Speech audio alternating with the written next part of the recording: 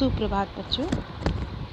आज हम जो चैप्टर पढ़ने जा रहे हैं उसका नाम है राजेंद्र बाबू। तो सुबह का समय था। गज्जन नल से एक बाल्टी भरता और उसे लेकर भवन की ओर दौड़ता।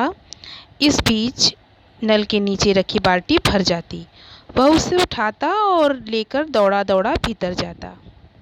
यानी एक नौकर था जो घर के कार्य करता था, गज्जन नाम था जिसका। तो एक महाशय के मकान में बहुत सारे लोगों की भीड़ जमा थी और गज्जन पानी भरने का काम सुबह सुबह कर रहे थे मेहमानों के लिए। तो वो दौड़कर एक बाल्टी पानी नल के नीचे लगाते और दूसरी भरी हुई बाल्टी लेकर घर के अंदर दौड़ते। तभी कंधे पर अंगोछा डाले, हाथ में धोती और लोटा लिए एक व्यक्ति वहीं आया। वह बोला, भाई ज़रा बाल्टी दे दो, हम भी नहा लें। तो एक व्यक्ति आते हैं, एक महाशय आते हैं और वो गज्जन से कहते हैं कि भाई आप ज़रा अगर हमें बाल्टी दे दीजिए तो हम नहा लें। उनके भी नहाने का समय हो रहा था।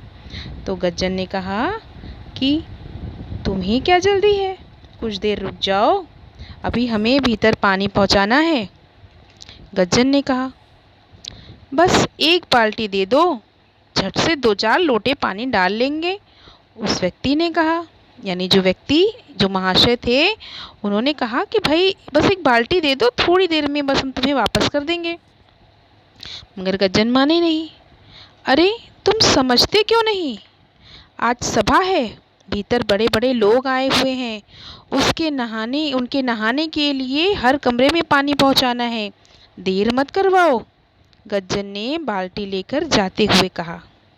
गज्जन ने कहा कि नहीं भाई, अंदर सभा के लिए लोग जुटे हुए हैं, उनको पानी देना है, तो आप रुक जाइए, मैं आपको बाद में दूंगा, मुझे देर मत हो रही है और डांट पड़ जाएगी।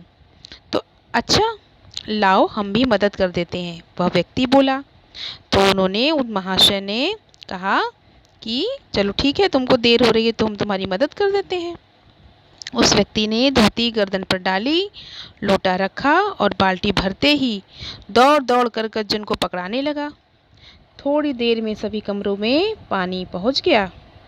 यानी जब एक से भले 2 हो गए, 2 लोगों ने मिलकर दौड़ दौड़ के काम किया तो सारे कमरों में पानी की व्यवस्था अच्छी हो गई। उस व्यक्ति ने झटपट स्नान किया और गज्जन को धन्यवाद देकर वहाँ से चला गया। फिर गज्जन ने जब बाल्टी दी तो महाशय ने स्नान किया और वो वहाँ से नहा धोकर बाल्टी देने के लिए धन्यवाद कहकर चले गए। थोड़ी ही देर में सभा शुरू हुई। सभा यानी सम्मेलन, बड़े लोगों की बैठक। स्वयंसेवक नेताओं को शरबत के गिलास पकड़ा रहे थे। वहाँ जो स्वयंसेवक यानी अपनी इच्छा से काम करने वाले जो लोग होते हैं, जिन बिना किसी तनख्वाह के, बिना किसी सैलरी के जो काम करते हैं, उनको हम स्वयंसेवक कहते हैं। तो नेताओं की मीटिंग चल रही थी और जो स्वयंसेवक लोग थे वो सबको शरबत पिला रहे थे और गज्जन भी उन्हीं में से एक, सबको उत्साह के साथ शरबत का गिलास पकड़ा रहे थे। अब उसने सामने देखा, उसने सामने बैठे व्यक्ति को गिलास पकड़ाया तो हक्का बक्का रह गया। अरे ये तो वही है जिन्हें मैंने बाल्टी नहीं दी थी। यानी जब सामने बैठे मुख्य अतिथि को गज्जन ने गिलास पकड़ाया तो उसकी हालत ख़राब हो गई कि अरे बाप रे, ये तो वही व्यक्ति हैं जिनको मैंने सुबह बाल्टी देने से मना कर दिया था। और उसको ये भी याद आया होगा कि इन्होंने मेरी पानी भरने में कितनी मदद की थी। तो गज्जन हक्का बक्का देखकर मदन मोहन मालवीय जी बोले, इन्हें नहीं पहचानते हो भाई, ये तो अपने राजेंद्र बाबू हैं। मदन मोहन मालवीय जी ने सामने व्यक्ति का परिचय कराते हुए गज्जन से कहा कि ये हमारे राजेंद्र बाबू हैं। गज्जन ने राजेंद्र बाबू के पैर पकड़ लिए और माफ़ी मांगने लगा, क्षमा मांगने लगा कि मैंने आपके साथ ऐसी अभद्रता यानी आपके साथ इस तरह का व्यवहार किया। राजेंद्र बाबू मुस्कुराए और गज्जन को गले से लगा लिया। राजेंद्र बाबू ने गज्जन को माफ़ किया। माफ़ करने का मतलब है कि उन्होंने उसकी गलती मानी ही नहीं और उसको गले से लगाकर उन्होंने कहा कि ये तो उसका काम था, वो अपना काम कर रहा था और वो अपना काम कर रहे थे।